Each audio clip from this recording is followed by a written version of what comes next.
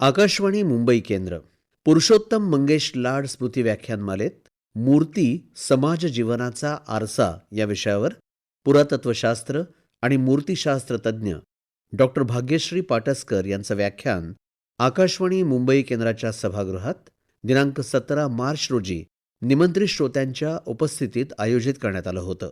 अध्यक्षस्थानी होत्या पुरातत्वशास्त्र तज्ज्ञ डॉक्टर मंजिरी भालेराव.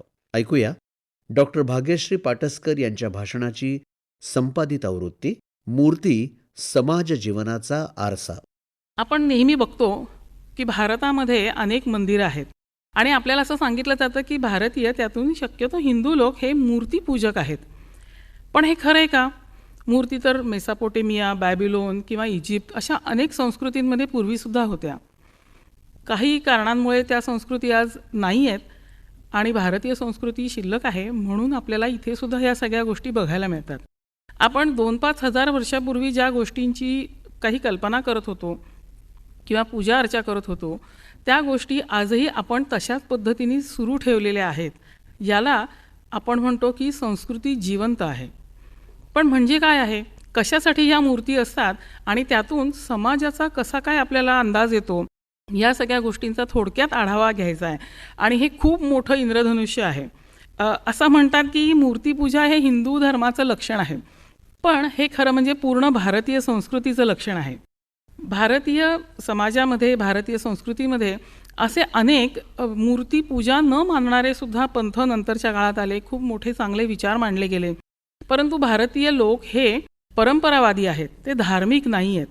अनेक परंपरा जोडून ठेवणं, अनेक परंपरा कायम, ज्याला आपण आजच्या भाषेत फॉलो करणं म्हणतो, त्या परंपरा ते फॉलो करतात. तो धर्म किंवा त्या पद्धतीचं एखादं पुस्तक किंवा काही गोष्टी ते फॉलो करत असतील किंवा त्याच गोष्टीला ते अनुसरत असतील हे सांगता येत नाही. पण परंपरा मात्र फार महत्त्वाच्या आहेत.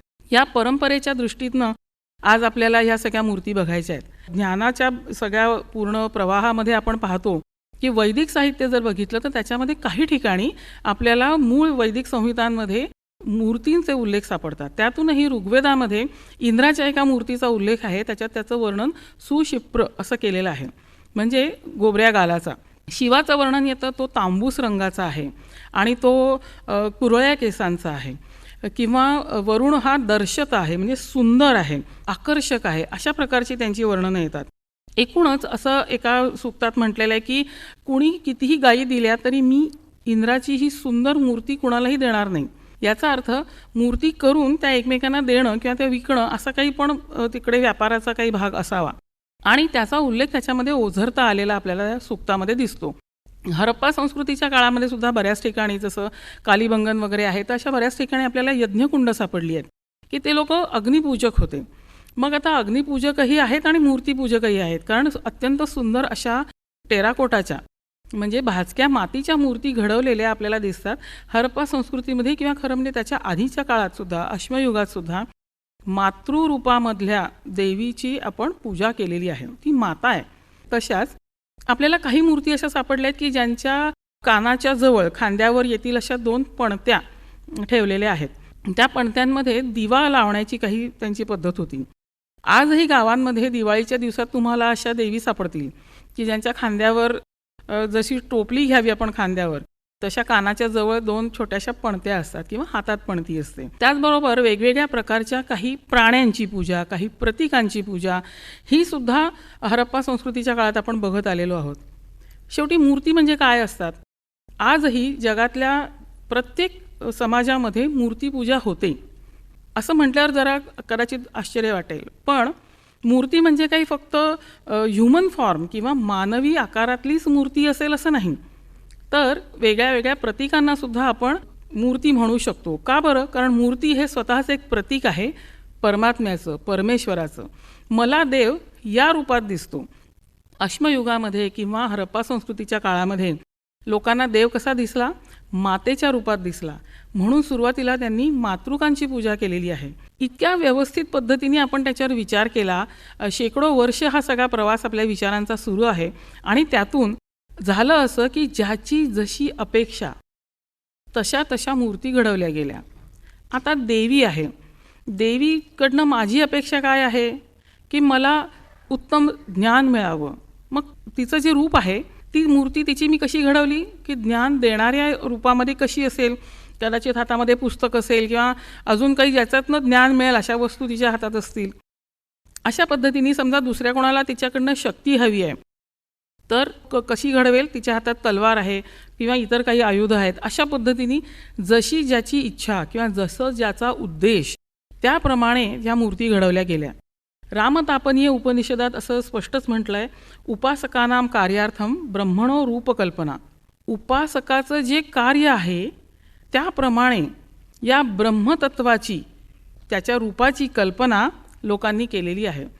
आणि यातून मग वेगवेगळ्या प्रकारच्या मूर्ती उदयाला आल्या, आकाराला आल्या. ह्या सगळ्या मूर्ती अशा पद्धतीने घडवत असताना वेगवेगळे मूर्तिशास्त्रासंबंधीचे ग्रंथ आकाराला आले. कारण आपल्याकडे हे म्हटलं जातं की पहिले काय म्हणूया आपण, थिंक टँक, एक विचारांची बैठक असणं फार आवश्यक आहे. ते तुमच्याकडे जर विचार नसतील आणि कुठल्या उद्देशाने आपण काय करतो आहे हे जर का तुमचं उद्देश स्पष्ट नसतील तर तुमचं काम काही पुढे जात नाही.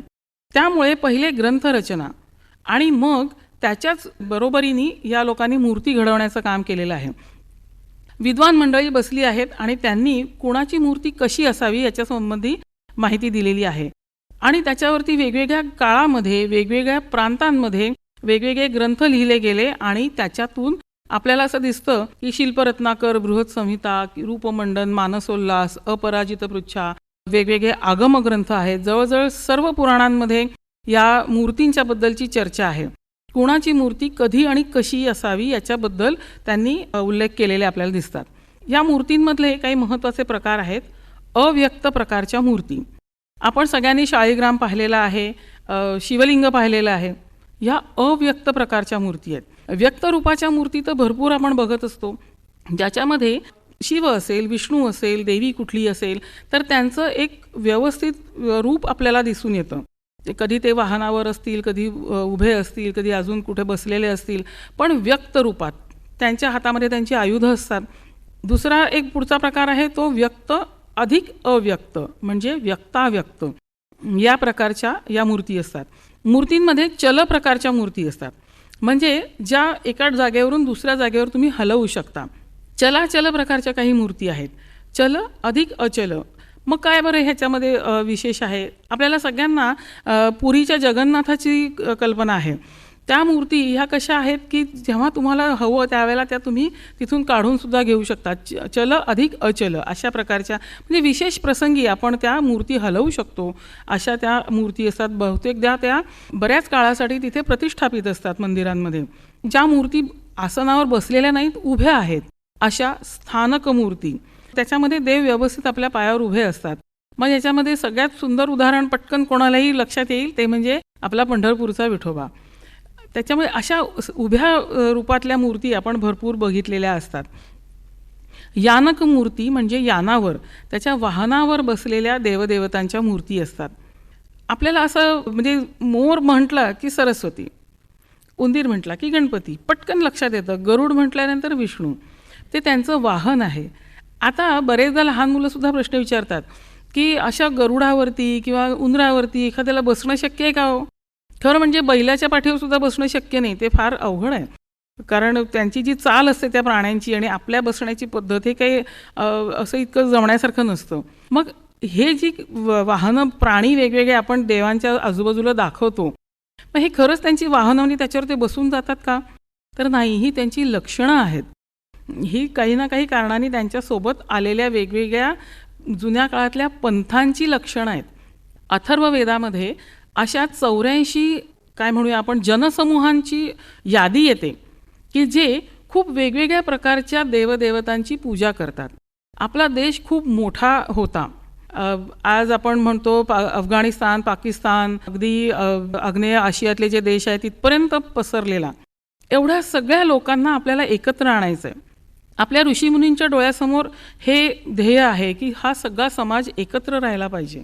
आणि ह्यासाठी काय करायला हवं बरं? आपण ह्या सगळ्यांनी एकमेकांशी भांडलं नाही पाहिजे कुठल्याही कारणावरून. तुमच्यामध्ये सर्व तऱ्हेची विविधता असताना तुम्हाला एका धाग्यात बांधून ठेवण्यासाठी धर्म हा एक उत्तम मार्ग त्यांना सापडला. आणि त्याच्यातही मग असं लक्षात आलं की वेगवेगळ्या लोकांच्या परंपरा जरी समान असल्या, जसं की जमिनीला आपण देवी मानतो, माता मानतो किंवा निसर्गाच्या वेगवेगळ्या घटकांची पूजा करतो, त्याच्यामध्ये हे सगळे वेगवेगळे जे घटक आहेत यांनाच कसं एकत्र आणता येईल याच्यावर खूप मोठा विचार झाला. आणि त्यातून असं लक्षात आलं, अथर्ववेदात म्हटलंय कुत्र्याची पूजा करणारे, कोंबड्याची पूजा करणारे, किंवा जे लोक जमिनीला देव मानतात, पर्वताची पूजा करतात, अशा वेगवेगळ्या प्रकारचे लोक आहेत. आणि ते अर्थातच हट्टी आहेत की माझा जो कुत्रा देव आहे, माझा जो घोडा देव आहे, तो खूप बलशाली आहे, तो खूप माझ्यासाठी महत्त्वाचा आहे. हा अस्मितेचा प्रश्न होऊन जातो. अशा वेळेला ह्यांना एकत्र आणण्यासाठी काय केलं पाहिजे, त्यांना सगळ्यांना कुठे नेऊन पोहोचवायचं आहे हे ऋषींचं ठरलेलं आहे. म्हणजे तुम्ही नुसतं एकत्र या आणि गोंधळ करा असं नाही आहे. या सगळ्या देवांना एकत्र आणलं. भैरवाच्या जवळ त्यांनी कुत्रा दिला. वेगवेगळे 6 देव एकत्र करून त्यांनी कार्तिकेय घडवला. अशा वेगवेगळ्या देवदेवता एकत्र आणण्यासाठी त्यांनी प्रयत्न केले. कुणी कमी नाही, कुणी जास्त नाही. काही लोक असे आहेत की जे यज्ञ करत नाहीत, संस्कृत बोलत नाहीत. मग अशा मंडळींना सुद्धा या मूर्तींच्या माध्यमातून आपण एकत्र आणलं आणि शैव पंथाशी जोडलं. ज्यांना व्रात्य असं म्हटलेलं आहे अथर्ववेदात, की जे यज्ञ करत नाहीत. ह्या सगळ्या व्रात्यांना शैव पंथाशी जोडलेला आहे. आणि त्यातून मग हा एक खूप मोठा समाज त्यांनी उभा करण्याचा प्रयत्न केला आहे. आणि तुमचे देव आमचे देव एकच आहे, त्यामुळे तुम्ही आम्ही एकच आहोत, हा जो एकत्वाचा भाव सगळ्यांमध्ये उभा करण्यासाठी त्यांनी प्रयत्न केलेत, त्याचं दर्शन या मूर्तींमधनं घडतं आहे. मूर्ती हा समाजाचा आरसा ह्या पद्धतीने सुद्धा आहे. जशा कल्पना माझ्या आहेत एखाद्या राजाबद्दल, एखाद्या देवाबद्दल, तशाच मला ह्या मूर्तींमध्ये दिसत आहेत. आणि त्यासाठी म्हणून या मूर्ती सगळ्यांनी आपल्याशा केल्या, सगळ्यांना त्या पूजनीय वाटल्या. जेव्हा वेगवेगळ्या वाहनावर बसलेले देव आपण बघतो, तेव्हा त्या त्या प्रकारचा स्वभाव किंवा त्या त्या प्रकारची कामं करत असलेल्या समाजांना एकत्र आणलेलं आहे, त्या विशिष्ट देवतेशी जोडलेलं आहे. हे आपण थोडंसं लक्षात घेतलं पाहिजे की हजारो वर्षांची ही परंपरा आहे. मग त्यामुळे अमुकच एका ठिकाणी घडलं किंवा हे समजायला किंवा हे सगळं शोधायला आपल्याला खूप अभ्यास अजून करायचा आहे. पण वराहाची पूजा करणारे किंवा सिंहाची पूजा करणारे खूप लोक, खूप समाज आपल्याकडे होते आणि त्यांना आपण आपल्या ह्या मुख्य विचारधारेशी, मुख्य समाजाशी अशा पद्धतीने जोडून घेतलेला आहे. त्यामुळे मूर्ती हा एक समाजाला जोडण्याचा एक महत्त्वाचा धागा म्हणून आपण त्याच्याकडे बघितलं पाहिजे. जशा वाहन प्रकारच्या मूर्ती आहेत, वाहनावर बसलेले देवदेवता आपण बघतो, तशा शयन रूपातल्या सुद्धा काही मूर्ती आपल्याला दिसतात. शयन मूर्तींमध्ये अत्यंत लोकप्रिय आणि सर्वांना माहीत असलेला विष्णूचा जो प्रकार आहे तो म्हणजे शेषशयन विष्णू. बरेचदा असं होतं, तरुण मुलं विचारतात की अरे तुमचा देव झोपला की काय. तो झोपत नसतो, तो योगनिद्रेमध्ये असतो. जेव्हा भगवान विष्णू योगनिद्रेमध्ये जातात तेव्हा ते नवनिर्मितीसाठी आणि नवीन चांगल्या गोष्टी घडवण्यासाठी लोकांना प्रेरित करत असतात. ती त्यांची ऊर्जा ते साठवतात आणि आपल्यापर्यंत पोहोचवण्यासाठी ते तयार करत असतात. तशाच प्रमाणे समाज जेव्हा येतो तेव्हा मूर्तींमधनं सुद्धा त्याचं प्रतिबिंब कसं दिसतं. समाजात महत्त्व कोणाला आहे? कुटुंबाला. तुम्ही कुटुंबात असलात की खूप काही गोष्टी सोप्या होतात. हा समाज म्हणजे माझं कुटुंब आहे, गाव म्हणजे माझं कुटुंब आहे, हा देश म्हणजे माझं कुटुंब आहे, इथपर्यंत तुम्हाला जायचं. एकटा माणूस काही प्रगती करू शकत नाही. सगळ्यांना सोबत घेतलात तर मग तुम्ही नक्की पुढे जाता, कारण प्रत्येकामध्ये वेगवेगळे गुण असतात. ह्या सगळ्या कुटुंबाची, ह्या सगळ्या समाजाची आपल्याला गरज आहे. आणि हा संदेश या उत्तम परिवारी मूर्तींमधनं मिळतो. पूर्ण समाजाचं हे प्रतिबिंब आहे. आता तुमचं पूर्ण कुटुंबातले सदस्य त्याच्यामध्ये असतात. समजा शिवाची ही उत्तम परिवारी मूर्ती असेल तर त्याच्यामध्ये त्याचं वाहन नंदी येईल, त्याची पत्नी पार्वती सोबत येईल, कार्तिकेय आणि गणेश हे सुद्धा त्यांच्यासोबत तुम्हाला तिथे दिसतील, वेगवेगळे गण दिसतील त्यांचे. म्हणजे सगळे सहकारी त्या मूर्तीमध्ये आपल्याला दिसून येतात. मध्यम परिवारी अशा प्रकारच्या सुद्धा मूर्ती आहेत. म्हणजे कुटुंबातले काही मोजके सदस्य, जसं आता शिवमूर्तीचंच आपण उदाहरण घेतलं किंवा विष्णूचं घेतलं तर विष्णू असतील, त्यांच्याबरोबर त्यांचं वाहन गरुड असेल, त्यांची पत्नी त्यांच्यासोबत असेल लक्ष्मी, बस झालं, पुरतं एवढं. हे काय झालं मध्यम परिवारी. पण ह्या उलट समजा शिव एकटेच आहेत किंवा विष्णू एकटेच उभे आहेत तर ती झाली अधम परिवारी. पहा, भगवान विष्णू स्वतः एकटे उभे आहेत, त्याला सुद्धा आपण अधम परिवारी म्हणतो. अधम हा शब्द वापरल्यानंतर खूप भयंकर आपल्याला काहीतरी वाटतं, पण हे अधम या अर्थाने नाही घेतलेलं की त्यांच्याबरोबर त्यांचा परिवार नाही, हे त्याच्यातनं सूचित केलेलं आहे. बऱ्याचशा मूर्ती तुम्हाला दिसतील, बरीच शिल्प दिसतील की जी पौराणिक कथांवर आधारित असतात. या मूर्तींचं महत्त्व खूप आहे. समाजाचा एक प्रतिबिंब किंवा समाजाच्या भावनांचं प्रतिबिंब याच्यामध्ये कसं दिसतं. ज्या काळामध्ये या सगळ्या मूर्ती जास्त प्रमाणात घडवल्या गेल्या, इसवी सन 6व्या-7व्या शतकापासून आपल्याला हे प्रमाण वाढताना दिसतं. लोकशिक्षण हे त्याच्या मागचं महत्त्वाचं उद्दिष्ट आहे. लोकांना शिक्षण द्यायचं, समजावून सांगायचं. सगळ्यात पहिली महत्त्वाची गोष्ट काय सांगायची आहे की परमेश्वर आपल्या भक्ताच्या मदतीसाठी कुठल्याही प्रकारे मागे राहत नाही, धावून येतो, हे त्यांना दाखवून द्यायचं आहे. मग त्यासाठी त्यांनी वेगवेगळ्या पौराणिक कथा रचल्या. या ऋषीमुनींनी रचलेल्या कथांमध्ये खूप वेगवेगळे चमत्कार आहेत आणि त्याच्यामध्ये असं लक्षात येतं की कधीकधी त्या म्हणजे अविश्वसनीयच असतात बऱ्याचशा गोष्टी त्यातल्या. पण त्याच्यातून हे लक्षात येतं की खरंच भगवान आपल्या मदतीसाठी धावून येणार आहेत, हा विश्वास समाजामध्ये त्यांनी उभा केलेला आहे. शिवाची एक गजासूरवध शिवमूर्ती आपण बऱ्याच मंदिरांमध्ये बघितली असेल, बऱ्याच लेणींमध्ये आहे. वेरूळच्या कैलास लेण्यामध्ये सुद्धा बऱ्याच ठिकाणी त्याचं तुम्हाला चित्रण केलेलं दिसेल की गजासूर या रूपामध्ये आलेला जो काही म्हणजे हत्तीच्या रूपात आलेला असुर आहे, त्या गजासुराला शिवानी त्याचा वध केलेला आहे आणि त्याचं कातडं फाडून पांघरून घेतलेलं आहे. एखादी शाल घ्यावी आपल्या डोक्यावर तशा पद्धतीने हाताने पसरून त्याने धरलेलं आहे. कहाणी अशी येते की काही काशीचे जे विद्वान आहेत ते ऋषी मुनी सगळे यज्ञ करायला बसलेले आहेत आणि त्याच्यामध्ये हा असुर येऊन सतत त्रास देतो आणि वेगवेगळी रूपं घेऊन तो छळतो. म्हणजे आता हा इथे काहीतरी विघ्न आणतो आहे असं दिसलंय अमुक एका रूपामध्ये आणि आपण त्याला धरायला जावं तर क्षणात तो रूप बदलतो. त्यामुळे अमुक व्यक्तीला पकडा असं आपण जेव्हा सांगितलेलं असतं ते लोक म्हणतात अरे या तसा प्राणी तिथे नव्हताच आणि अशा रीतीने तो वेगवेगळी रूपं घेऊन सगळ्यांना त्रास देत होता. जेव्हा शिवांना आवाहन केलं गेलं की तुम्ही या आणि आमचं हे संकट तुम्ही दूर करा, त्यावेळेला त्यांना बरोबर कळलं की हा कुणाच्या रूपात आहे. तो धावत होता आणि त्याच्यामागे ते कसे धावला, काय झालं सगळं याचं वर्णन खूप सुंदर येतं आणि त्याच्यात धावताना तो रूप बदलत होता आणि गजा रूपात जेव्हा तो आला तेव्हा त्याचा वध करून शिवानी त्याचं कातडं फाडून धरलेलं आहे आणि इतका तो विशाल आणि शिवांनी सुद्धा खूप मोठं रूप धारण केलं की सूर्यसुद्धा झाकला गेला. अशा पद्धतीचं वर्णन आपल्याला वाचायला मिळतं. हे कशासाठी आहे की चांगलं काम करणारी जी मंडळी आहेत त्यांच्यासाठी परमेश्वर कुठल्याही टोकापर्यंत जाऊन मदत करतो असं त्याच्यात म्हटलेलं आहे की तुमचा उद्देश चांगला पाहिजे, तुमच्या मनात चांगले भाव पाहिजे की परमेश्वर मदतीला येतो. ह्या ज्या वेगवेगळ्या देवता आहेत गावोगावी तुम्हाला दिसतील की लाल दगडाचा असा तो एखादा भयंकर असा चेहरा असतो. ज्यांनी वेरूळ अजिंठ्यासारख्या खूप सुंदर सुंदर मूर्ती घडवलेल्या आहेत, लेणी घडवल्या आहेत, मंदिरं आहेत, अशा लोकांना एखाद्या मातेची सुंदर मूर्ती नव्हती का घडवता येत.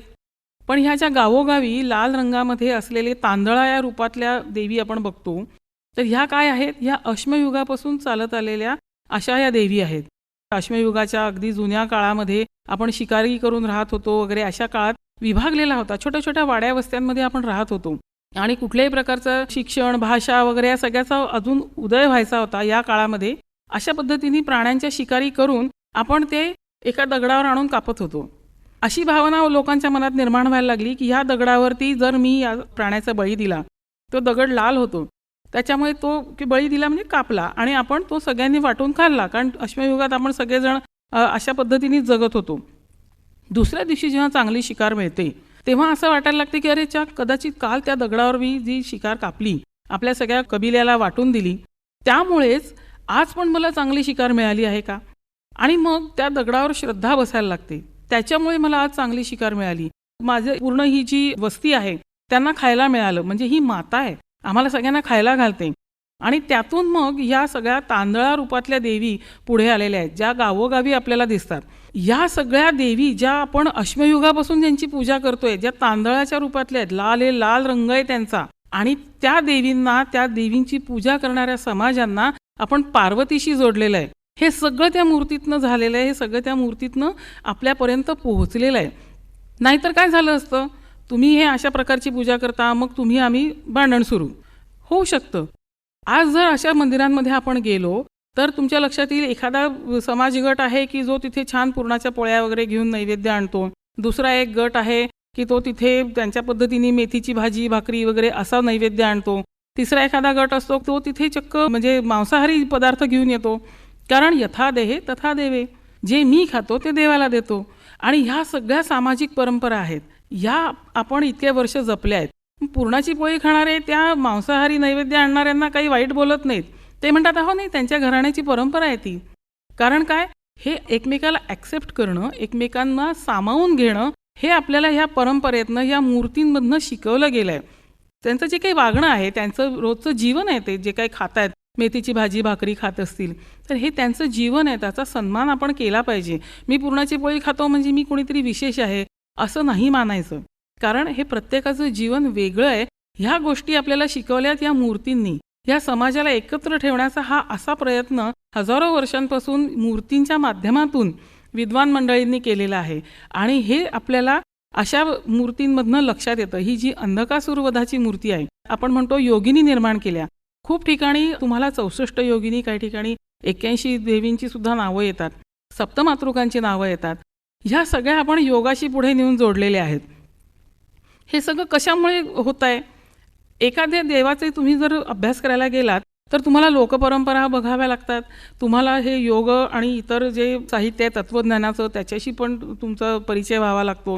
ह्या ज्या काही आध्यात्मिक कहाण्या आहेत, वेगवेगळे चमत्कार वगैरे पुराणांमधल्या, ह्यासुद्धा गोष्टी तुम्हाला माहीत असाव्या लागतात. ह्या सगळ्या गोष्टी एकत्र करून मग पुन्हा त्याचा एक वेगळ्या सामाजिक अंगाने आपल्याला विचार करावा लागतो. आणि मग खूप मोठा असा पट उलगडत जातो आपल्या समाजाच्या इतिहासाचा, आणि तो खूपच रंजक आणि खूप मजेदार असतो. या सगळ्या गोष्टी आपल्याला मूर्तींमधनं दिसतात. अशाच अजून काही मूर्ती असतात ज्या सांस्कृतिक संबंधातून साकारलेल्या आहेत. आपल्याला लक्ष्मीची मूर्ती सगळ्यांना माहिती आहे की ती कमळामध्ये बसलेली असते किंवा कमळावर उभी असते आणि तिच्या हातातून नाणी पडत असतात. आणि आपल्याला असं वाटतं की दुसऱ्या हातात कमळ असतं, पायाखाली पण कमळ असतं. ते वैभवाचं प्रतीक आहे, आपल्याकडे ज्ञानाचं आहे, वैभवाचं आहे. आणि तिच्या हातातनं जी नाणी पडतात तर आपल्याला असं वाटत असतं की तशी नाणी सतत आपल्या घरात आपल्या समोर पडत असावीत. त्यासाठी म्हणून आपण या लक्ष्मीची पूजा करतो. ऋग्वेदाच्या खिलसूक्तामध्ये जे श्रीसूक्त आलेलं आहे, तर त्याच्यात असं म्हटलेलं आहे, म्हणजे पहा किती जुन्या काळापासून जगातलं पहिलं पुस्तक आहे हे ऋग्वेद. त्या काळामध्ये म्हणजे जरी खिलसूक्त हे थोडे नंतरच्या काळात लिहिले गेले असं तज्ज्ञांचं म्हणणं आहे, तरीसुद्धा हे लक्षात घेतलं पाहिजे की इतक्या जुन्या काळापासून त्यांनी लक्ष्मी कशाला म्हटलंय? लक्ष्मी म्हणजे लक्ष्म प्रतीक. तुमचं वैभवी असण्याचं प्रतीक काय आहे? हे फक्त असे हातातनं पडणारे पैसे नव्हेत. त्याच्यामध्ये वर्णन काय केलंय? समाजात तुमची प्रतिष्ठा असली पाहिजे, तुमचं आरोग्य उत्तम असलं पाहिजे, आणि ते देवीला त्याची मागणी करतायत त्या श्रीसूक्तामधनं. तर अशा ह्या लक्ष्मीची मूर्ती आपण सुरुवातीला घडवलेली नव्हती. म्हणजे लक्ष्मी ही कल्पना आहे. लक्ष्मी म्हणजे काय? वैभवाचं प्रतीक. ते माझ्याकडे असलं पाहिजे, त्याची माझ्यावर कृपा असली पाहिजे. मग हे वैभव म्हणजे काय? पहिलं तर उत्तम आरोग्य, समाजात चांगली प्रतिष्ठा, हे मला मिळालं पाहिजे. आणि ते काहीतरी वेडेवाकडे उद्योग करून प्रतिष्ठा मिळणार नाही. त्यामुळे माझं वागणं चांगलं असलं पाहिजे. ते चांगलं वागणं असण्यासाठी ज्ञान असलं पाहिजे. ह्या गोष्टी कुठे जाऊन पोहोचतात? प्रत्येक गोष्ट ज्ञानापर्यंत जाऊन पोहोचते. हे आपल्याला या मूर्तींच्या द्वारे कळतंय. आणि ही कल्पना असलेल्या समाजामध्ये लक्ष्मीची मूर्ती घडवत नव्हते. जेव्हा आपला ग्रीक लोकांशी संपर्क आला त्यावेळेला त्यांच्याकडे ही एक पैसे देणारी किंवा धनाची अशी वैभव देणारी अशी एक देवी आहे, ऑर्दोक्सो.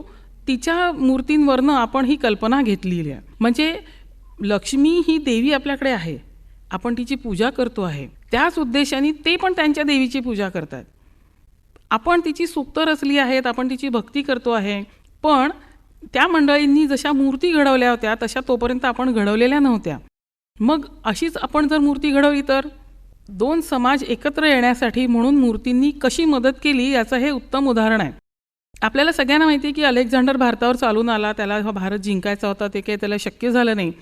पण भारतीयांनी मात्र त्यांना जिंकून घेतलं. कशा अर्थाने?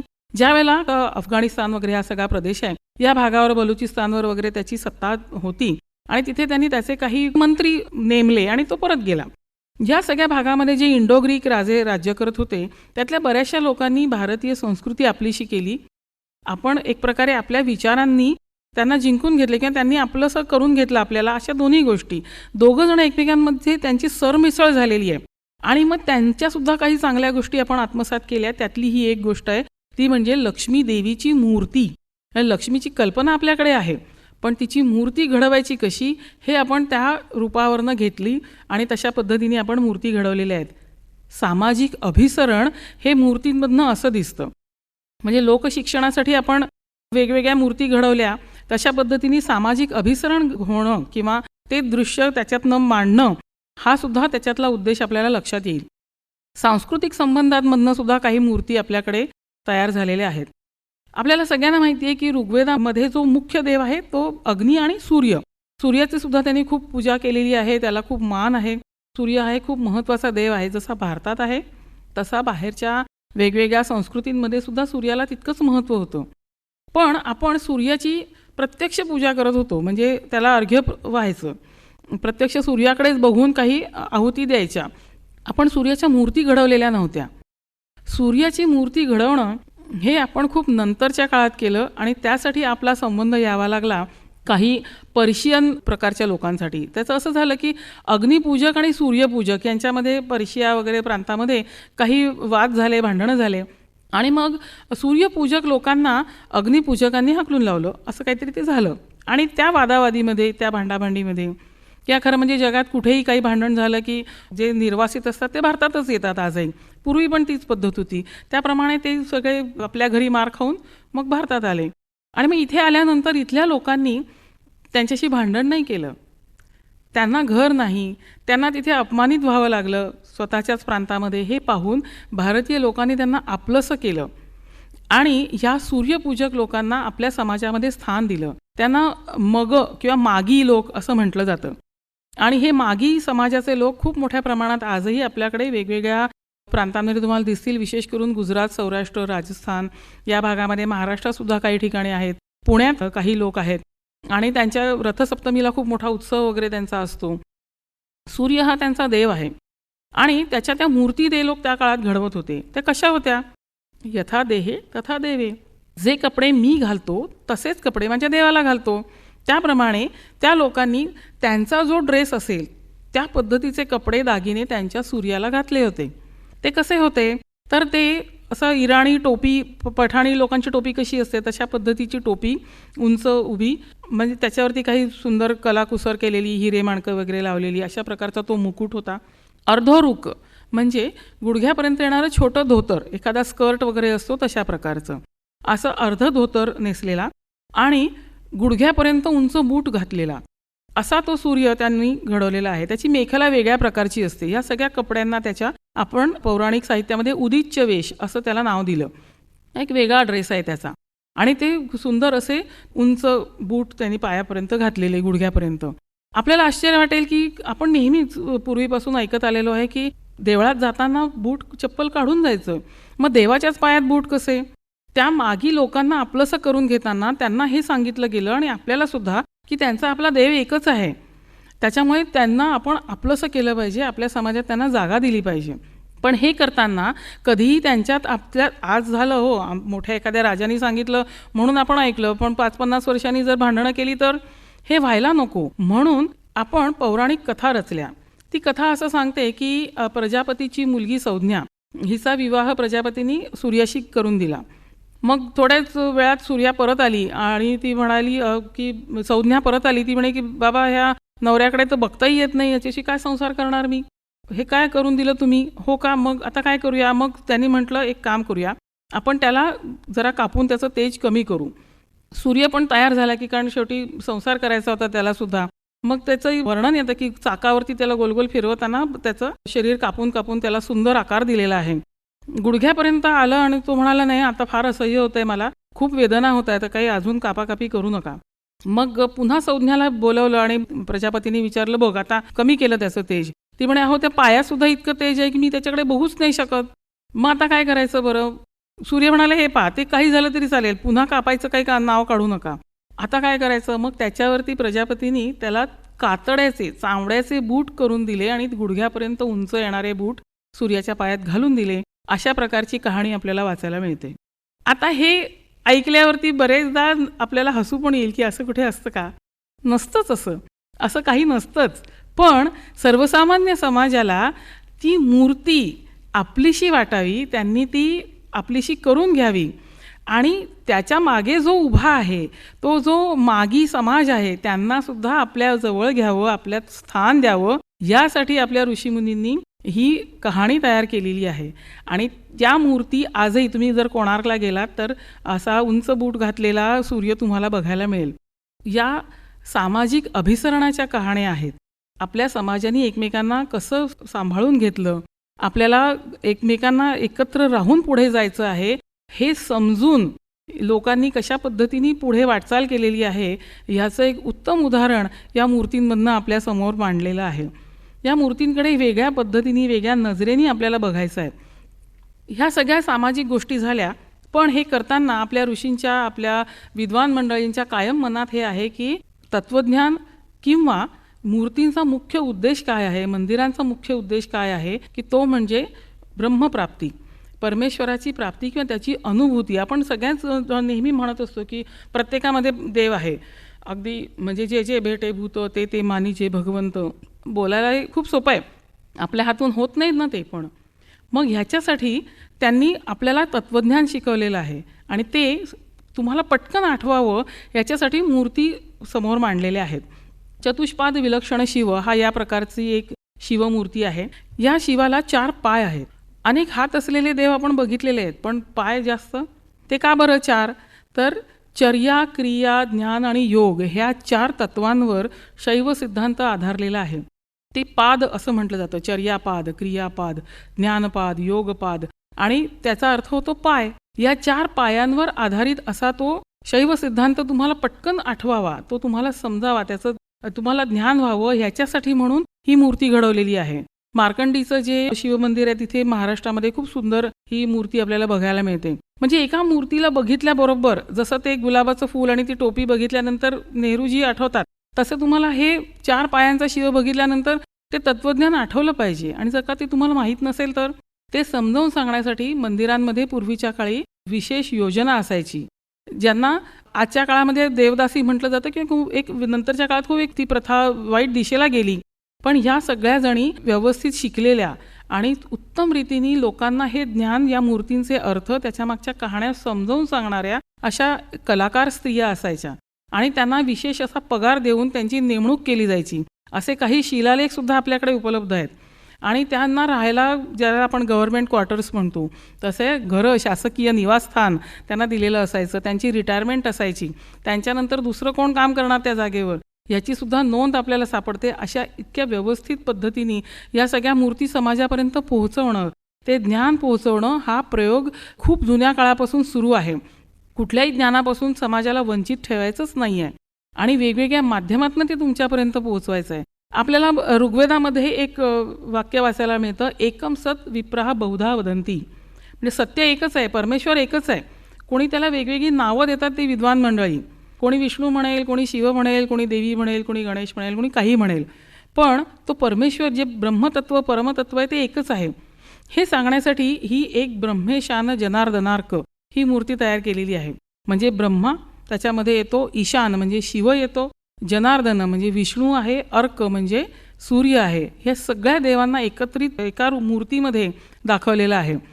आणि ही मूर्ती आपल्याला या तत्वाची आठवण करून देते की परमेश्वर ते ब्रह्मतत्व एकच आहे. तुम्ही त्याला कुठलीही नावं देऊ शकता आणि हे तुमच्यापर्यंत पोहोचवण्यासाठी हा मूर्तींचा आधार घेतलेला आहे. या तत्त्वज्ञानावर आधारित आहेत. तशाच या मूर्ती काही अशा असतात की ज्या धर्मातीत आहेत, परंपरांवर आधारित आहेत. तुम्ही कुठल्याही धर्माचे असलात तरीसुद्धा ती परंपरा किंवा त्या मूर्तीच्या मागे असणारा अर्थ तुम्हाला नक्की माहीत असतो. ही आहे गजलक्ष्मीची मूर्ती, अतिशय सुंदर मूर्ती. आपण जर वेरूळच्या कैलास लेण्यामध्ये गेलो तर तिथे समोरच हिचं दर्शन आपल्याला घडतं. कमळावर बसलेली असते, शक्यतो तिच्या बाजूला तळं असणं अपेक्षित आहे कारण ती कमळावर आहे म्हणून. आणि हत्ती ते आपल्या सोंडेमध्ये घट धरलेले त्या हत्तींनी आणि ती तिच्यावर अभिषेक करतात. अशी ही देवी बसलेली आहे. ही भूदेवीचं प्रतीक आहे. भूमाता ही आपल्याला सर्वांना आपलं लालन पालन करते, पोषण करते आणि तिची कायम उत्तम अशी समृद्धी असावी याच्यासाठी पहिले काय आवश्यक आहे तर तिच्यावर उत्तम पाऊस. म्हणजे जे हत्ती हे ढगांचं प्रतीक आहेत आणि ते अभिषेक करतायत या देवीवर जी कमळावर बसलेली आहे. पुन्हा ज्ञान आलं. कमळ हे ज्ञानाचं जसं प्रतीक आहे तसं अक्षयतेचं प्रतीक आहे. तुम्हाला माहिती आहे की काही कमळं जी आहे ती दिवसा उमलतात, काही रात्री, कमलिनी आणि कुमुदिनी. त्याच्यामुळे ते सतत चक्र हे सुरू आहे. आता आमचं ऑफिस बंद झालं असं होणार नाही, रात्रपाळीची माणसं आहेत. तशा पद्धतीने कमळ हे सतत ज्ञान देण्यासाठी किंवा वैभव देण्यासाठी तत्पर आहे आणि म्हणून कमळाचा वापर आपण इतक्या वेगवेगळ्या मूर्तींमध्ये वेगवेगळ्या अर्थाने करतो. अशी ही गजलक्ष्मी आपल्या परंपरेतनं आलेली आहे. ही कुठल्या एका ठराविक धर्माशी जोडलेली नाही आहे. आणि संपूर्ण भारतभर तिचा हाच अर्थ आहे की ही भूमाता आहे आणि ही वैभवाचं प्रतीक आहे, समृद्धीचं प्रतीक आहे. फक्त पैसा नाही, वैभव आणि समृद्धी हे अजून वरच्या पातळीवर जाणारं असं श्रीमंतीचं लक्षण आहे. परंपरांचं स्मरण करून देणाऱ्या मूर्तींमध्ये अजून येतात वेगवेगळ्या सूरसुंदरी. त्याच्यात आपण जर हिंदू परंपरेत पाहिलं तर त्यांना डालमालिका असं म्हणतात. आणि काही बौद्ध स्तूपांवर तुम्हाला दिसेल जसं संघोळचा आहे किंवा सांचीचा आहे, तर झाडाला लटकणाऱ्या सुंदर स्त्रिया. आपल्याकडे अशी कल्पना आहे ही डालमालिका म्हणजे काय असते की जी झाडाची फांदी हातात धरलेली आहे. ज्या झाडाला एखादी सुंदरी किंवा एखादी तरुण स्त्री स्पर्श करेल तर ते झाड चांगल्या रीतीने फुलतं, अशी एक आपल्याकडे परंपरा आहे, कल्पना आहे आपल्याकडची. आणि त्याचं प्रतीक आपल्याला इथे दिसेल की ह्या सगळ्या परंपरांवर आधारित आहे. कुठल्या एका ठराविक प्रांताशी किंवा एखाद्या विचारधारेशीच फक्त त्या मूर्ती जोडलेल्या आहेत अशा नाहीत. तर हे सगळ्या भारतभर तुम्हाला दिसेल. आणि अशा प्रकारच्या मूर्ती अगदी जिथे भारतीय संस्कृती पोहोचली अशा आग्नेय आशियातल्या देशांमध्ये वगैरे सुद्धा तुम्हाला ही प्रतीकं नक्की दिसतील. पुत्रवल्लभा ही पण त्यातलीच एक मूर्ती आहे. ही सुरसुंदरी असते आणि ती छोट्या बाळाशी खेळत असते. म्हणजे संघोळचा स्तूप असेल, नंतर आपल्या मंदिरांमध्ये असेल किंवा खजुराहोला एक खूप सुंदर पुत्रवल्लभा आहे. अशा वेगवेगळ्या स्तूपांवर मंदिरांवर तुम्हाला ह्या पुत्रवल्लभा दिसतात. म्हणजे बाळाचे लाड करणारी आई, अशा प्रकारची बाळाशी खेळणारी माता ही कल्पना त्याच्यात आपल्याला दिसते. हे परंपरेतनं आलेली मूर्ती आहे. पूर्ण भारतभर माता ही किती प्राचीन काळापासून पूजली जाते हे आत्ताच आपण पाहिलं की अगदी अश्मयुगापासून आपण माता या रूपामध्ये आईची पूजा करतोय आणि ती त्याच्यासाठी आपल्याला खूप महत्त्वाची वाटते. आणि त्या स्त्रीचं हे एक रूप ह्या सगळ्या ज्या काही वास्तू आहेत, आपल्या धार्मिक वास्तू असतील तर त्याच्यावरती तुम्हाला दिसेल. का बरं? हे एक अत्यंत शुभ अशा प्रकारचं चित्रण असतं. आध्यात्मिक उन्नतीचा परमोच्च आनंद देणाऱ्या अशा ह्या सगळ्या मूर्ती असतात. सगुणाकडून निर्गुणाकडे जाण्याचा मार्ग त्या आपल्याला दाखवतात. संत चोखामेळांनी म्हटलंय ना, निर्गुणाचे भेटी आलो सगुणा संगे. ते खूप प्रसिद्ध अभंग आपल्याला सगळ्यांना माहिती आहे. या निर्गुण परमेश्वराला आपल्याला साकार आपण ह्याला केलं वेगवेगळ्या रूपांमध्ये, पण आपल्याला सगळ्यांना माहिती आहे की तो परमेश्वर हा निर्गुण आहे. मी भले त्याला अगदी लाडू दिले, पेढे दिले किंवा अजून काही खायला प्यायला दिलं, रेशमी वस्त्र दिले, तरी ह्या सगळ्याच्या तो पलीकडे आहे. त्याला माझ्याकडनं अजून वेगळंच काहीतरी हवं आहे. आणि तो निर्गुण निराकार असा परमेश्वर कोण आहे, कसा आहे? आपण म्हणतो सर्वांमध्ये आहे, तर तो माझ्यात जर आहे तर त्याची अनुभूती मला कशी येईल? या ज्ञानापर्यंत पोहोचण्याचा मार्ग या मूर्ती आपल्याला दाखवत असतात. आणि त्यासाठी ह्या वेगवेगळ्या प्रकारच्या मूर्तींची योजना, त्यांच्या मागच्या कहाण्या जुन्या काळापासून घडवलेल्या आपल्याला दिसतील. हा सगळा मूर्तीशास्त्राचा प्रवास जर आपण पाहिला तर हा फक्त हिंदू धर्माशी संबंधित आहे असं नाही, तर आपल्याकडच्या जैन, बौद्ध या परंपरांपर्यंत तो पोहोचतो. बरेचदा आपल्याला असं दिसतं की मूर्तीपूजा करू नका किंवा त्याला एवढं असं काही महत्त्व देऊ नका असं सांगणाऱ्या पंथांना किंवा त्यांचे पंथ ज्यांनी निर्माण केले अशा महानुभावांच्याच मूर्ती आपण नंतर घडवल्या. कारण भारतीय लोक हे परंपरावादी आहेत. त्यांना माहिती आहे की भगवान बुद्ध, भगवान महावीर यांचे विचारच इतके अद्भुत आहेत, इतके महत्त्वाचे आहेत की ते समजून घेणं, ते शिकणं हेच खूप महत्त्वाचं आहे. पण तरी त्यांची मूर्ती असल्याशिवाय त्यांच्यावर आपण मन एकाग्र करू शकत नाही. इतक्या या मूर्ती महत्त्वाच्या आपल्या भारतीयांच्या दृष्टीने आहेत. आणि फक्त त्या धार्मिक कारणासाठी नाही, तर पूर्ण आपल्या समाजाचं चित्र उभं करण्यासाठी आपल्याला मदत करतात. आणि त्यासाठी या मूर्ती आपण समजून घेतल्या पाहिजेत. त्यांच्याकडे एका वेगळ्या दृष्टीने आपण नक्की बघितलं पाहिजे. पुरुषोत्तम मंगेश लाड स्मृती व्याख्यानमालेअंतर्गत मूर्ती समाज जीवनाचा आरसा या विषयावर डॉक्टर भाग्यश्री पाटसकर यांच्या भाषणाची संपादित आवृत्ती आत्ताच आपण ऐकलीत. यानंतर ऐकूया डॉक्टर मंजिरी भालेराव यांच्या अध्यक्षीय भाषणाची संपादित आवृत्ती. आपण आत्ता पाहिलात की मूर्ती या भारतीय धर्मांमध्ये महत्त्वाच्या आहेतच. फक्त हिंदूच नव्हे तर इतर धर्मांच्याही त्या महत्त्वाच्या आहेत. परंतु अशी गोष्ट आहे की भारतीय कला हे मूर्ती आणि तत्त्वज्ञान आपल्यापर्यंत पोहोचवण्याचं एक महत्त्वाचं साधन आहे. आणि मुळामध्ये भारतीय मूर्ती आपण आता ज्या ज्या गोष्टींचा उल्लेख ऐकला त्या मूर्तींच्या मागची संकल्पना नेमकी काय आहे ती समजण्याकरता आपल्याला मुळात धर्म, तत्त्वज्ञान, पुराकथा या सगळ्यांची माहिती असणं आवश्यक असतं. किंवा मूर्ती म्हणजे काय याचा आपण अभ्यास करतो. तो अभ्यास केल्यानंतर आपल्याला समजतं. आपण भारतीय असल्यामुळे आपल्याला शिकवायलाही लागत नाही. बऱ्याचशा गोष्टी आपल्याला जन्मतःच किंवा आपल्या घरातल्या संस्कारांमधूनच समजतात. पण काही वेळेला असं होतं की ज्यांना या गोष्टींची माहिती नसते, जेव्हा ते या मूर्ती बघतात भारतीय देवदेवतांच्या, तेव्हा त्यांना असं वाटतं की हे देव आहेत का? असे असतात का? की डोकं सिंहाचं आहे, शरीर माणसाचं आहे, डोकं हत्तीचं आहे, शरीर माणसाचं आहे, डोकं रानडुकराचं आहे आणि शरीर माणसाचं आहे. त्यामुळे जेव्हा त्यांनी, विशेषतः परदेशी लोकांनी, ज्यांना या धर्माची ओळख नाही आहे, ज्यांना पुराकथांची ओळख नाही आहे, भारतीय साहित्याची ओळख नाही आहे, त्यांनी यांना नाव असं दिलं की हे राक्षस आहेत. आणि यांची पूजा करणारे कोण? तर हे भारतीय रानटीच आहेत, मागासलेलेच आहेत. त्याच्यामुळे भारतीय लोक अशा वेगवेगळ्या व्यक्तींची, की ज्यांना खरं तर राक्षस म्हटलं पाहिजे, त्यांची उपासना करतात. त्यांनी चित्र काढून ठेवली अशा प्रकारच्या भारतातल्या मूर्तींची, की जी नंतर परदेशात गेली आणि भारतीयांची तिथे अशा प्रकारे त्यांनी कुप्रसिद्धी केलेली आपल्याला दिसते. परंतु नंतर त्यांच्यातल्याच काही लोकांनी भारतामध्ये येऊन जेव्हा भारतीय साहित्याचा अभ्यास केला, भारतीय धर्माचा अभ्यास केला, तेव्हा त्यांच्या लक्षामध्ये आलं की या मूर्ती ही प्रतीकं आहेत. त्याच्या मागे आपल्याला खूप मोठं तत्त्वज्ञान, मोठ्या प्रकारच्या दर्शन हे तत्त्वज्ञानच आहे. आपल्याला त्याचा साठा याच्या मागे बघायला मिळतो. खूप पूर्वी, साधारणपणे पुराश्मयुग ते मध्याश्मयुग या काळामध्ये आपल्याला मध्य प्रदेशमध्ये बागोर या ठिकाणी एक अशा प्रकारच्या दगडाचे अवशेष मिळाले की ज्याला ते कदाचित देवता आहे आणि ते एक मंदिरच आहे असं तज्ज्ञांनी सुचवलं. असा एक कॉन्सेंट्रिक ट्रँगल असलेला दगड आहे आणि त्याच्या आसपास अशा प्रकारच्या दगडांची रचना होती की ते एक मंदिरच असावं, श्राईन असावं, असा त्याचा अर्थ तज्ज्ञांनी काढला. त्याचबरोबर आपल्याला हरप्पा संस्कृतीमधली एक प्रसिद्ध नर्तकी नावाने ओळखली जाणारी एक ब्रॉन्झची छोटीशी मूर्ती आहे. तर ती कोण आहे? नर्तकी तिला म्हणतात लोक, पण ती नाच करते का खरोखर? हाही एक मोठा प्रश्न आपल्यासमोर आहे. काहींच्या मते तिचं अस्तित्व हे इतकं महत्त्वाचं आहे की ब्रॉन्झमध्ये अशा प्रकारची मूर्ती करणं हीच गोष्ट इतकी अवघड असताना तिची एक मूर्ती मुद्दाम अशी तयार केलेली आहे, याचा अर्थ ती फार महत्त्वाची आहे.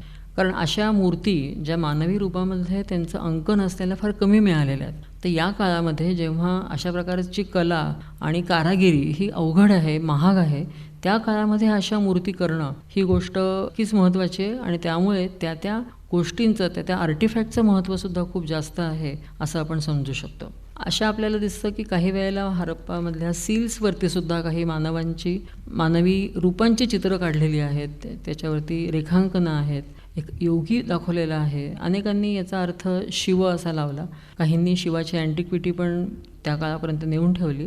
थोडा वादग्रस्त अर्थ आहे या शिल्पांचा किंवा या चित्रांचा, या सील्सवरच्या अंकनांचा, पण ती आहेत ह्याबद्दल वाद नाही आणि त्यांचा कधीतरी अर्थ आपल्याला लागेल जेव्हा आपल्याला ती लिपी उलगडेल, त्यावेळेला आपल्याला हे समजू शकेल. आज आपल्याकडे शिवाची पूजा ही गाभाऱ्यात नेहमी शिवलिंग ठेवूनच केली जाते. आपण अगदी शिवलिंग आणि शिव हे एकच मानतो, पण खुद्द वैदिक वाङ्मयामध्ये आपल्याला असा उल्लेख सापडतो की ते एका वेगळ्या जमातीबद्दल बोलत आहेत, जे वैदिक धर्माचं पालन करत नाही आहेत, पण ते लोक लिंगपूजा करत आहेत आणि त्याच्यावर टीका करतायत वैदिक लोक की हे लोक असे काय आहेत दस्यू की ते लिंगपूजा करतात, शेषनादेवाची पूजा करतात, मलदेवाची पूजा करतात. याचा अर्थ असा आहे की वैदिक काळातसुद्धा वैदिक धर्म न पाळणारे पण महत्त्वाचं अस्तित्व असणारे लोक त्या समाजामध्ये होते की ज्यांचे आपल्याला, ज्याला क्रॉस रेफरन्स असं आपण म्हणतो, तो या साहित्यामध्ये मिळतो. तर अशाही धर्माची आपण माहिती घेणं किंवा तो धर्म होता ह्याची आपल्याला जाणीव असणं हे खूप महत्त्वाचं आहे. शेवटी पूजा ही काय आहे? भीती ते भक्ती हा तो प्रवास आहे, हेही आपण पाहिलं पाहिजे. या प्राण्यांची आपल्याला भीती आहे किंवा काही यक्षयक्षी की ज्यांचा स्वभावच मुळात मॅलिव्होलंट आहे, म्हणजे त्रास देणारा आहे, त्यांना खुश केलं की तुम्हाला ते काही त्रास देणार नाहीत. त्याच्यामुळे भीतीपासून त्यांना खुश करून, त्यांची पूजा करून आपण त्यांच्या भक्तीपर्यंत पोचलो आहोत. हा प्रवास आपल्याला अनेक देवतांच्या बाबतीमध्ये दिसतो. मग यांचं अंकन कुठे दिसतं? आपल्याला अनेक बौद्ध लेणी माहिती आहेत महाराष्ट्रामध्ये. त्यातल्या काही लेणींच्या मुख्य चैत्यगृहाच्या प्रवेशद्वाराच्या शेजारीच यक्षयक्षींचं अंकन आढळतं. तिथे आता भाजे नावाचं उदाहरणार्थ एक आपल्याकडे एक स्थळ आहे बौद्ध लेणींचं. त्या चैत्यगृहाच्या प्रवेशद्वाराच्या शेजारी एका मोठ्या स्त्रीचं शिल्प कोरलेलं आहे. तिथे ती स्त्री काय करते आहे तर ती एका झाडाला धरून उभी आहे. त्यामुळे ती वृक्षी आहे, ज्याला इंग्लिशमध्ये स्पिरिट असं म्हणतो, एक शक्ती, ट्री स्पिरिट, झाडावर राहणारी एक शक्ती. अशा प्रकारची ती वृक्षी आहे असं तज्ज्ञांचं त्याच्यामुळे मत आहे की जी त्या स्थानाचं, त्या संपूर्ण लेणी समूहाचं रक्षण करते आहे. अशी ती यक्षी भाज्याला कोरलेली दिसते. पितळखोरे अजून एक उदाहरण आहे की जिथे उत्खननामध्ये साफसफाईमध्ये अशा काही यक्षांच्या मूर्ती सापडल्या आहेत. मुंबईमधल्या छत्रपती शिवाजी महाराज वस्तुसंग्रहालयामध्ये ही मूर्ती ठेवलेली आहे. तुम्ही जाऊन बघू शकता की जी पितळखोऱ्याला सापडलेली होती. आज त्या मूर्तीचे पाय तुटलेले आहेत, पण जर ते जोडले तर जवळजवळ 7 फूट उंचीची ती मूर्ती होईल, इतकी ती प्रचंड मोठी मूर्ती आहे. आणि जी चैत्यगृहाच्या दरवाजामध्येच उभी होती, रक्षक यक्षासारखी, द्वारपालासारखी उभी होती. त्या मूर्तीचं तुम्ही जर वर्णन ऐकलं तर तुमच्या लक्षामध्ये येईल की त्या मूर्तीचे कान जे आहेत ते पक्ष्यांच्या पंखासारखे आहेत. आणि कानामध्ये तो यक्ष आहे पितळखोऱ्याला सापडलेला, त्याच्या कानामध्ये सर्पकुंडलं आहेत. सर्पकुंडलं म्हणजे ती खोटी खोटी नाही, खऱ्या खऱ्या सापाची कुंडलं. यातनं त्यांना काय सुचवायचं आहे, तर आमचा जो डोर कीपर आहे, आमचा जो यक्ष आहे, आमचा जो द्वारपाल आहे, जो आमचं रक्षण करायला उभा आहे, तो हे जंगली जनावरं अंगाखांद्यावरती दागिन्यांसारखा खेळवतो. इतकं तो शक्तिमान आहे. जसं पक्ष्यांना आधीच कळतं की संकट येणार आहे, तसे याचे कान आहेत की जे त्याला आधीच समजतं की संकट येणार आहे आणि तो सावध होतो आणि आमचं रक्षण करतो. तर अशा प्रकारच्या अनेक सूचक मूर्तीसुद्धा आपल्याला किंवा शिल्प ही सर्व धर्मियांच्या याच्यामध्ये दिसतात, शिल्पांमध्ये आढळतात. आपल्याकडे एक खूप महत्त्वाची संकल्पना आहे कल्पवृक्षाची. आणि आपल्याला वाटत नाही, माहिती नसतं की कल्पवृक्षाचं शिल्पामध्ये अंकन आहे. कलकत्त्याला जे इंडियन म्युझियम आहे तिथे कल्पवृक्ष नावाने एक मोठा वृक्ष कोरलेला आहे की ज्याच्यावरती तुम्हाला वेगवेगळ्या प्रकारचे धन, धान्य, दागिने, फळं हे सगळं त्याने दाखवलेलं आहे की जे तुम्हाला तो देतो, तुम्हाला जे हवं आहे ते देणारा तो कल्पवृक्ष, तर त्याचीच पूजा का नाही करायची. तर त्याचं अंकन काही काळ भारतामध्ये होत होतं आणि त्याचं पूजा पण लोक करत होते. याचं आपल्याला उत्तम उदाहरण तिथे पाहायला मिळतं. जसं नागपूजेबद्दल मगाशी आपण बोललो की सर्व धर्मियांनी नागांना महत्त्व दिलेलं आहे. बौद्धांनी दिलेलं आहे अनेक ठिकाणी जिथे गौतम बुद्धाचं रक्षण करणारा नाग आहे. तुम्ही कान्हेरीला जा, चैत्यगृहाच्या बाहेर कान्हेरीच्या नागराजाचं वेगळं शिल्प आहे आणि त्याची पूजा करायला वेगळा ॲक्सेस दिला आहे, वेगळ्या पायऱ्या कोरल्या आहेत मुद्दाम त्याच मूर्तीपाशी जाऊन त्याची पूजा करायची म्हणून. काही वेळेला तुम्हाला मथुरा शिल्पांमध्ये नाग आणि नागी हे दोघं दिसतात. ते नाग राजा आणि नाग राणी आहेत, त्यांचे दासदासी दाखवलेले असतात. जैन धर्मामध्ये पार्श्वनाथाच्या मागे नागाचा फणा असतो जो पार्श्वनाथांसाठी आलेला आहे. तर अशा प्रकारे सगळ्याच धर्मांमध्ये आपल्याला नागपूजा महत्त्वाची दिसते. भारतामध्ये नाग रूपाने आपले पूर्वज आपल्या परिसरात राहतात आणि आपल्या वंशजांवरती लक्ष ठेवत असतात, अशी पण एक कल्पना आहे.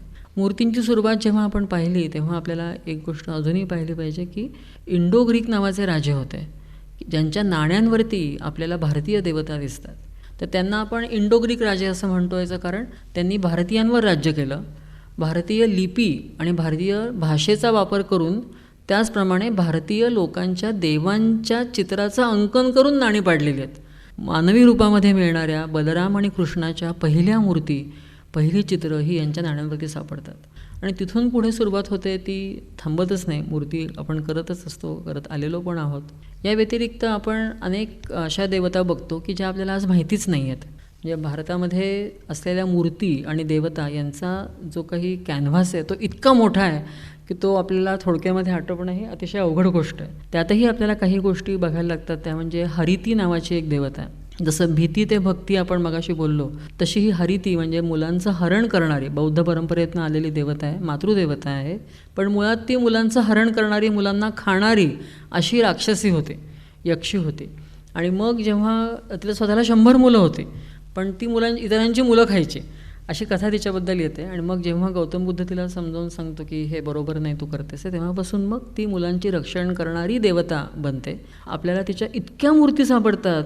उत्तर भारत असो, मध्य भारत असो, दक्षिण भारत असो, आग्नेय आशिया असो, इथे तुम्हाला हरितीच्या मूर्ती दिसतातच. आपण जे पाहतोय की समाज जीवनाचा आरसा ह्या मूर्ती आहेत. तर बौद्ध उपासक जे आहेत, जे भिक्षू बनलेले नाही आहेत पण गृहस्थाश्रमी आहेत, ज्यांचा या धर्माला पाठिंबा आहे, त्यांचे प्रायोजक आहेत, काही बाबतीमध्ये लेणी करायला, दान देत आहेत, तर त्यांच्यासाठी मुलं होणं महत्त्वाचं आहे. तर त्यामुळे त्यांच्याकरता, त्यांच्या मुलांचं रक्षण करण्याकरता म्हणून या देवतेची उपासना महत्त्वाची आहे. म्हणून सर्व बौद्ध साईट्सवरती, अगदी अजिंठा असो, वेरूळ असो, उत्तर भारतातल्या वेगवेगळी स्थळं असोत, आपल्याला ही दिसतेच. आणि ही फक्त मातृदेवता नाही आहे, तर ती समृद्धीची पण देवता आहे. तिच्या हातामध्ये बरेचदा कॉर्नुकोपिया नावाचा एक निधीशृंग, ज्याला म्हणतात मराठीमध्ये, ते दाखवलं जातं. याच्यामधनं फळं, फुलं आणि समृद्धी देणारी ती आहे आणि लहान मुलांची रक्षण करणारी पण आहे. आज ती जपानमध्ये सुद्धा तिची पूजा केली जाते. इतकी ती महत्त्वाची देवता प्राचीन काळापासून भारतीय बौद्ध समाजासाठी आहे असं आपल्याला तिच्या शिल्पांमधनं लक्षामध्ये येतं. जपानमध्ये तिला किशिमोजिन असं म्हणतात आणि आजही जपानमध्ये नवीन लग्न झाल्यानंतर जोडपं तिची पूजा करतं जाऊन, अशी परंपरा त्यांच्याकडे पण आहे. कुशाण नावाचे राजे होते भारतामध्ये. त्यांनी बऱ्याच देवतांचं अंकन पहिल्यांदा त्यांच्या नाण्यांवरती केलेलं आपल्याला दिसतं. शिव हा जो देव आहे तर त्या देवाचा एक अतिशय निस्सीम भक्त असलेला विमक अडफायसिस नावाचा कुशाण राजा होता. त्या राजाच्या नाण्यांवरती, सर्व नाण्यांवरती मागच्या बाजूला फक्त शिवाचं अंकन आहे. तर तो किती शिवाचा भक्त होता मोठा हे आपल्याला याच्यातनं लक्षामध्ये येऊ शकतं. भारूत नावाचं एक स्तूपाचं ठिकाण आहे. तिथे आपल्याला असं दिसतं की गौतम बुद्धाचं पागोट आहे, त्याच्यावरती एक घर किंवा मंदिर उभारलेलं आहे आणि त्याची लोक पूजा करतात. त्याच्यासमोर अप्सरा नाच करतात. ते सुधर्मा नावाची देवसभा आहे आणि तिथे हे सगळे भगवंतांच्या चुडा, त्यांनी जे केस कापले होते ते आणि त्यांच्या पाकोट्याची पूजा सुरू आहे, अशा प्रकारचं आपल्याला अंकन दिसतं. मग काही काळाने गौतम बुद्धाची मूर्ती पण करायला सुरुवात झाली. सुरुवातीला त्यांची मूर्ती नव्हती. मग तेव्हा आपल्याला त्यांचा जन्म कसा झाला, ती कथा सांगणारं शिल्प, केवळ मूर्तीच नाही तर ज्याला कथन शिल्प असं म्हणतात, ज्याला नरेटिव्ह स्कल्पचर्स असं म्हणतो, की ते काहीतरी गोष्ट आपल्याला कथन करत असतात. तर अशी जी वेगवेगळी तत्त्व होती बौद्ध धर्माने सांगितलेली, बौद्ध धर्माने पुढे आणलेली, त्याच्यातलं दान हे फार महत्त्वाचं तत्त्व आहे. त्याचं महत्त्व त्यांनी शिल्पातनं किंवा वेगळ्या गोष्टींमधनं समजावून सांगितलेलं आपल्याला काही ठिकाणी पाहायला मिळतं. आपल्याला बरेचदा त्रिकूट दिसतं. मध्ये बुद्ध बसलेला आहे आणि बाजूला 2 छोट्या छोट्या मूर्ती कोरलेल्या आहेत. त्या कोणाच्या असतात ते कळत नसतं, पण ते ज्याला बोधिसत्व असं म्हणतात, ज्यांच्यामध्ये बोधी मिळण्याचं सत्व म्हणजे पोटेन्शियल आहे, असे ते बोधिसत्व, की ज्यांना भविष्यात ते बुद्ध होणार आहेत. आत्ता मात्र ते बुद्ध नाही आहेत आणि ते बुद्धाचे अटेंडंट म्हणून एक प्रकारे काम करत आहेत. त्यांच्या हातात चौरी असते.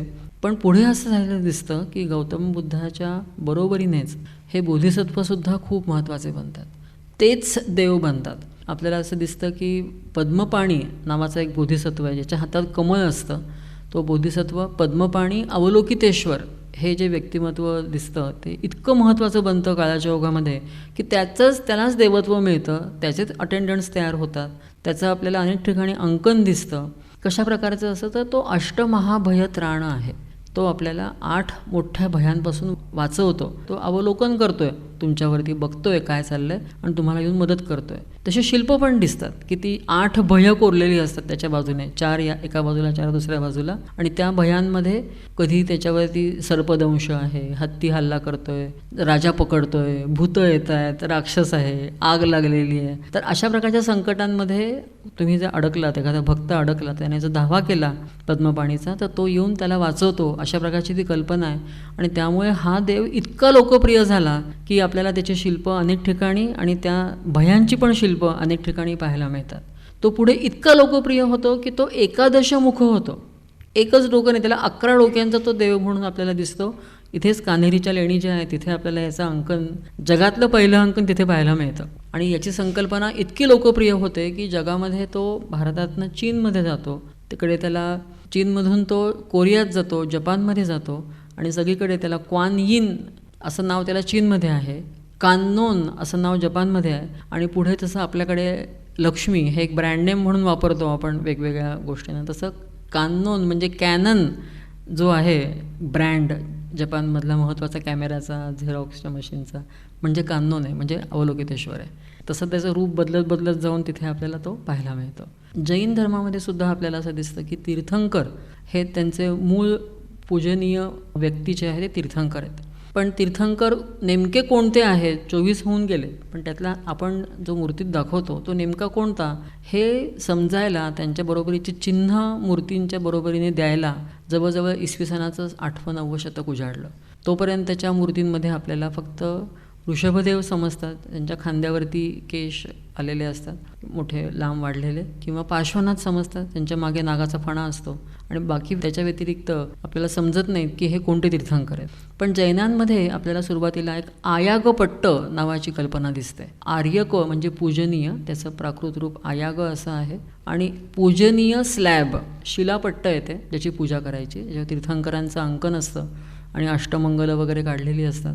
तर अशा प्रकारच्या एका शिळेचं पूजन जैन लोक बराच काळ करत होते. आणि तीर्थंकरांच्या बाबतीमध्ये एक गोष्ट अशी आहे की तीर्थंकर तुमची कुठली इच्छा पूर्ण करत नाहीत. तीर्थंकर आता याच्यातनं सगळीकडे पार गेलेले आहेत, पण मग तुमच्या इच्छा कोण पूर्ण करणार? भक्तांच्या ज्या गरजा आहेत त्या पूर्ण करण्याकरता जैन धर्मामध्ये यक्षयक्षींची योजना आहे. ते यक्षयक्षी जे असतात ते तीर्थंकरांचे एक प्रकारे अटेंडंट्स असतात, रक्षक पण असतात आणि भक्तांचे रक्षक असतात की जे भक्त तिथे येऊन त्यांना काय हवे असलेल्या इच्छा आकांक्षा प्रदर्शित करतील तर ती इच्छा आकांक्षा पूर्ण करणं हे या यक्षयक्षींच्या हातामध्ये असतं.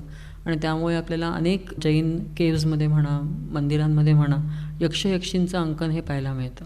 याच्यामध्ये असं दिसतं की भारतातल्या विशेषतः हिंदू धर्मातल्या अनेक देवदेवतांचं आपल्याला जैन धर्मामधल्या शिल्पांमध्ये अंकन, मूर्तींमध्ये अंकन पाहता येतं. भैरव हा जो क्षेत्ररक्षक आहे तो सुद्धा आपल्याला जैन धर्मामधल्या मूर्तींच्या समूहात पाहायला मिळतो. तसंच लक्ष्मी दिसते, चक्रेश्वरी म्हणून ती येते, पद्मावती येते. मणिभद्र नावाचा एक यक्ष आहे की ज्याची पूजा सर्व व्यापारी करायचे पूर्वी. कुबेर दिसतो, कारण त्याचं कामच पैसा देणं हे आहे. मणिभद्रसुद्धा तसाच आहे की ज्याच्या जवळजवळ 8 फूट उंच मूर्ती मिळाल्यात मथुरा परिसरामध्ये. तर त्याच्यामुळे मणिभद्र हा एक खूप अतिशय लोकप्रिय यक्ष प्राचीन भारतामध्ये होता हे आपल्याला दिसतं. तो जैनांमध्ये पण दिसतो. अंबिका नावाची त्यांची एक यक्षी आहे जी आपल्याला मातृदेवता म्हणूनच दिसते. तिच्या मांडीवरती छोटं बाळ दाखवलेलं असतं की ज्या योगे ती लहान मुलांची रक्षण करती आहे आणि आंब्याच्या झाडाखाली ती बसलेली असते, सिंहावरती बसलेली असते असं दिसतं. सर्वानुभूती नावाचाही यक्ष दिसतो की जो समृद्धी देतो, हत्तीवरती बसलेला असतो.